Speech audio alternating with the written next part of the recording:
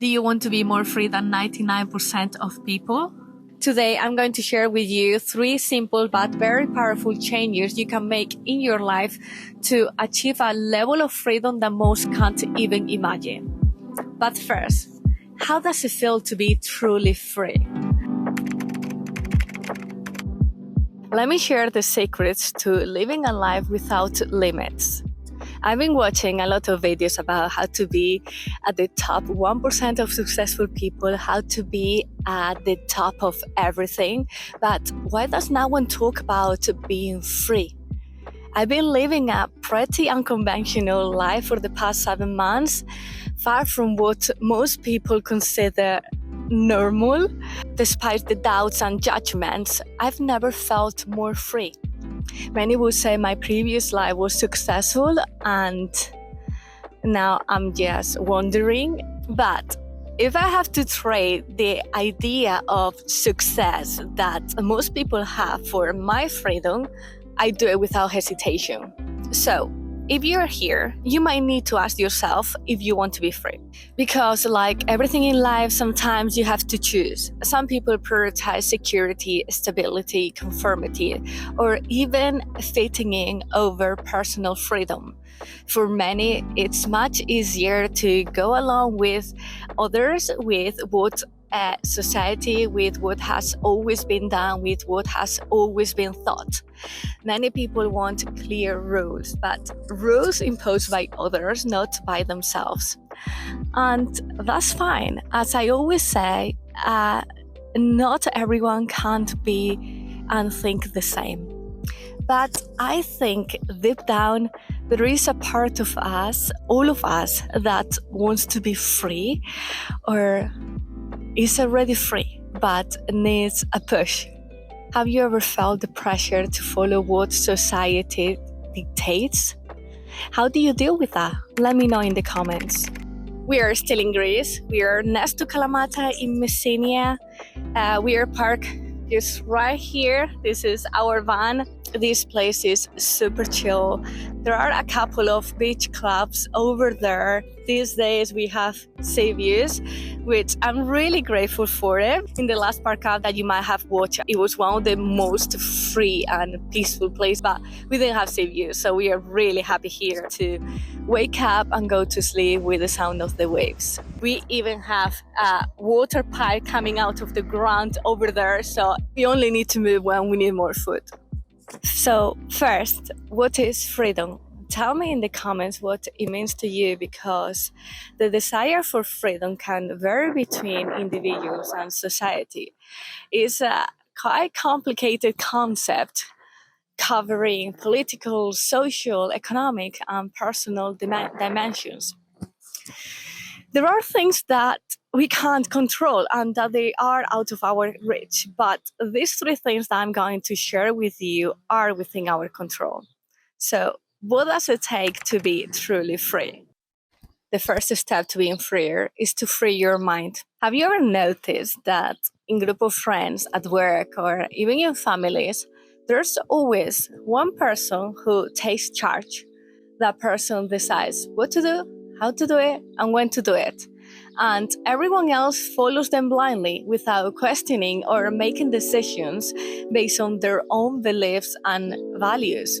There's a saying that is, we'd rather be wrong with the crowd than be right by ourselves. And I'm gonna tell you something about me. Years ago, I decided to create an Instagram account where I share my routines, what I ate, and how I worked out, and all of these things. I always had this feeling of sharing parts of my life with people. But I was so insecure and cared so much about what others thought that I kept it a secret. I was so afraid my colleagues would find it and laugh at me that I ended up blocking many of my contacts just to stay hidden. I didn't want to be judged because I saw how easily people criticize someone who isn't famous for doing these kind of things, this kind of content. and this limited me so much that I gave up multiple times until I quit altogether. I thought I couldn't be myself until I became someone, until I got others' approval. Even if the account was growing quite quickly, but I guess maybe not as quickly as I wanted to, and I also hated the idea to have to hide this part of myself. And here I am making YouTube videos and sharing my life without being someone. Can you relate to this? I love to hear your stories if you have one. And I wish I had the maturity then that I have now, even if just to save myself from living in fear and of what others thought. Learning to think independently and critically, being yourself and allowing ourselves to be different is a skill that's been lost in recent years. What's happening in the world that if you don't think like the majority, they insult you, they label you, they call you crazy and many other things? Well, I say enough is enough. It's time to control our minds and act. Talking about being free, there is no a freer feeling than paddling into the ocean. Unfortunately, we haven't been able to use our paddleboard because our pump broke. It was one of these manual pumps that was quite bulky and tiring. Outdoor Master has sent us a sub pump. This is not a sponsor, so thank you very much. We've been looking for one for a while, and we realized that most of them they were really expensive or they had really bad reviews. But this one, look at how small it is. It's super compact. This is electrical and battery power. It comes with lots of different nozzles, so I think you can use it for these boards or like a kayak, a boat, or any big inflatable. It goes from 0 to 20 psi, so that's pretty good.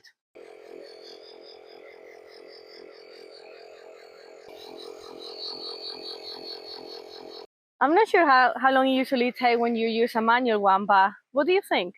Seems pretty good. About the same time. About the same time, but without the manual effort, so I think that's a win. Have you ever used a paddleboard before? The paddling motion might seem instinctive, right? We all know how to do it, something like this. But the first time that you get on the board, you'll be so focused on keeping balance that you'll think deeply about how to move your arms and how to stay upright until you get used to do it and you do it unconsciously, and paddling becomes just like walking.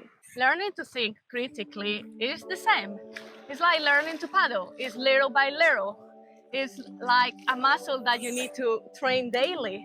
There are things that are out of our reach, but there are many moments where we can make decisions. Just like paddling, you need to consider your environment, the waves, the current. Likewise, our environment determines our decisions in some parts of our life. How much of what you think comes from you, how much it comes from the inner voice that is shouting at you, and how much it comes from what society has taught you and indoctrinated you, how much it comes from the influences of your family, friends, and the industry and the fashions. We live in a world where many of us are free to make our own decisions.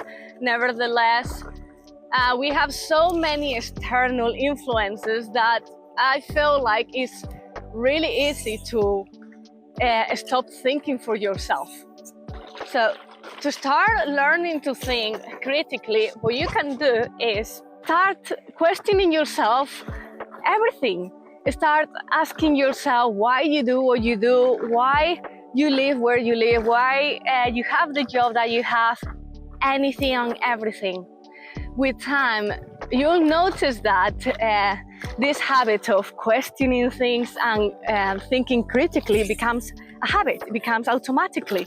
And you'll start thinking critically and taking better decisions in your life, more conscious decisions. Okay, but that's not all. Because there is something that we don't usually think about that is as important, if not more, than the previous point. But for that, I need a piece of paper and a pen. So just a second. So a few years ago, I did an exercise that completely changed how I see my life and how I see time and priorities.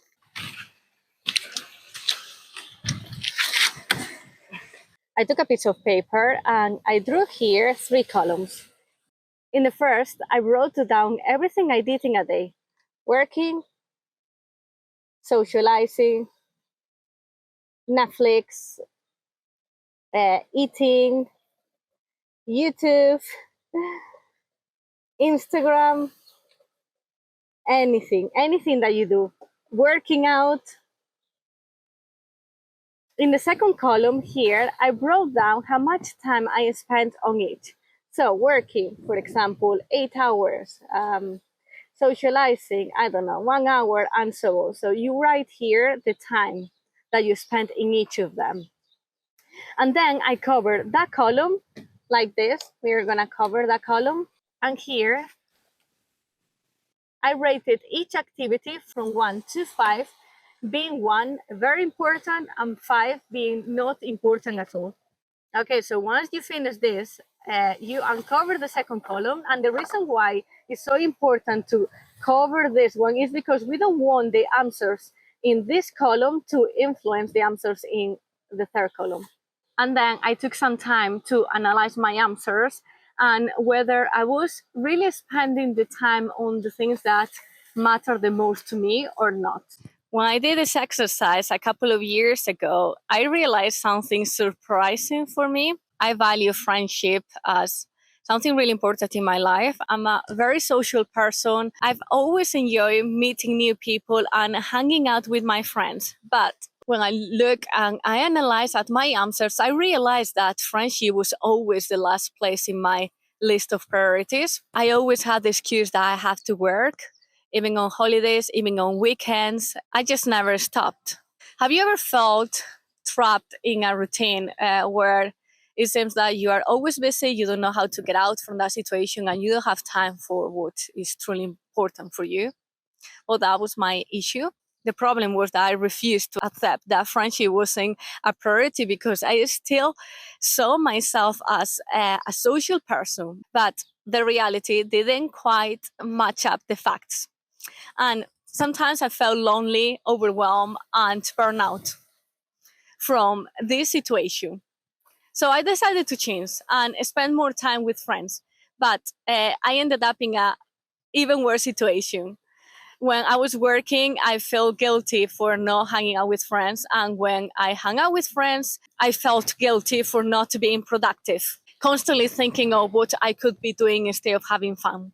Time management is not about doing everything. It's about having enough time for the most important things in your life. Not everything is black and white. Not all the projects are important. The same way, not all friendships should get the same amount of time. There are people who add value to your life and people who don't. The only way to take control of your life is to make conscious decisions about the life you want to live. Analyze how you spend your time, money, and energy. Ask yourself if your daily actions reflect your true priorities. It doesn't matter what is supposed to be important in your life. Just be honest with yourself. Now, I have a clearer vision of what is important to me.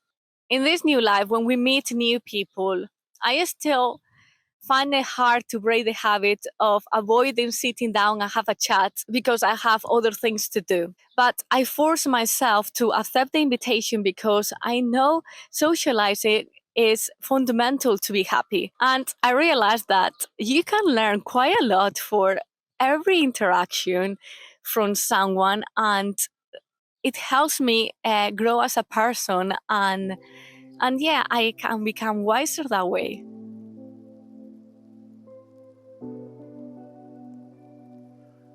In one of my videos in this channel, I talk about how hard it was for me to enjoy my life and be happy because I felt guilty for living the way I wanted to live. I felt guilty for being free. I noticed that people around me weren't in the same situation as I was. In many cases, I saw life as very unfair. And it is. The world is super unfair, but There's something valuable I learned that changed this victim mindset of my life is so unfair, everything is so hard for me. I talk more about it in a moment.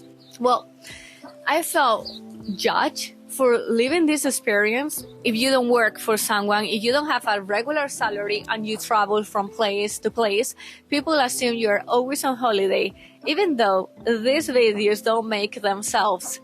So you go from how lucky you are to people criticizing your life and your purpose in this world. I'm not sure you have ever felt judged for living differently than what others expect or what society expects, but let me know. If you work too much, society criticizes you because they don't want you to get ahead. If you work too little, they criticize you because it's unfair to them since they have to work and you don't. One thing I've learned is that you'll never win if you always try to please others. And what you'll lose is your well-being. You'll let yourself down. You'll stop listening to your inner self. For what? To make them happy? The real problem is that society is filled of stereotypes, stigmas, sexism, and racism. Breaking away from social expectation is probably one of the most important lessons I've learned in my life and still learning. This is how I think it happens. You're born, you grow up based on stereotypes, you study a degree or a trade because if you don't, you can't be a professional and have a good life. Once you step out into the world, you find yourself trapped by what society expects from you. And little by little, you lose your peace of mind. We let others control us, make decisions for us, and decide our future. And you start justifying their lives in a way that makes more sense of what you do. And because you live oppressed for not having been what you want to be, you do the same to the person who comes after you. You want to let them be different because you weren't allowed to be different. I think freedom requires something that most people probably aren't willing to give, which is responsibility for yourself, responsibility for ourselves. You are the one who decides what happens in your life. You are the one who creates your own luck and opportunities. If you want to be free, it's within you, within your mind. Develop a positive and open mindset. Everyone wants to be free. Most people want maximum freedom when things are going well. But when things go badly, not so much. Many people want the government to provide help when they are in trouble and to tell them what to do. There are also those who prefer the government to impose rules on others who don't think like them. They want the government to control others' people's behavior, neighbors, family members, employers, if necessary, by force. While it's true we need some form of regulation to live in harmony, when you have these beliefs of forcing someone else to do something or holding others responsible for your opportunities, you're not someone seeking inner freedom. So, how do we change this? How do we stop being oppressed by social expectations and detach ourselves from that? First, you have to know who you are, who you want to be, what values you have, what beliefs you hold. Know your parents, not your friends, your values. Without limitations, without being judgmental, determine what really matters to you. Accept your uniqueness. It's okay to be different. Your worth is not tied to external validations. But external validations is based on others' beliefs and values, not yours necessarily. While you should never limit your mind, I do believe you should set boundaries. Surround yourself with people who respect your values and boundaries. Seek out people who see life as you do, without restrictions, in an open and non-judgmental way. There is something Jim Rohn said in one of his motivational speech, which is, you are the average of the 5 people you spend the most time with. Think about the 5 people you spend most of your time. because this will help you limit negative influences. Stop wasting your time with people who constantly impose their expectations on you. There are many exercises that have helped me live less tied to social expectations, meditating, validating myself with my achievements and progress. And don't validate yourself just because everyone is amazing and deserves the best. No, validate yourself for your real efforts. Something else, positive affirmations to change this depressive and negative way of seeing life that we've been taught. And even if it's hard to get into the habit, the best advice I can give you to see change in your behavior is to keep a journal. Track your thoughts and your feelings. This will help you identify patterns of seeking validation and allows for conscious efforts to change. The world is unfair, and there are many things we can't control. In fact, the only thing we can control is our mind. No matter how smart or not so smart we are, internally, we are free to think what we want. Externally, we are never completely free because we are governed by laws, rules, and regulations that limit our freedom. So, the only powerful freedom anyone can obtain is the freedom of the mind to affect the opposing force, which is the body. Our freedom is only limited by our mind. We cannot experience true freedom until we are able to control and act according to our thoughts.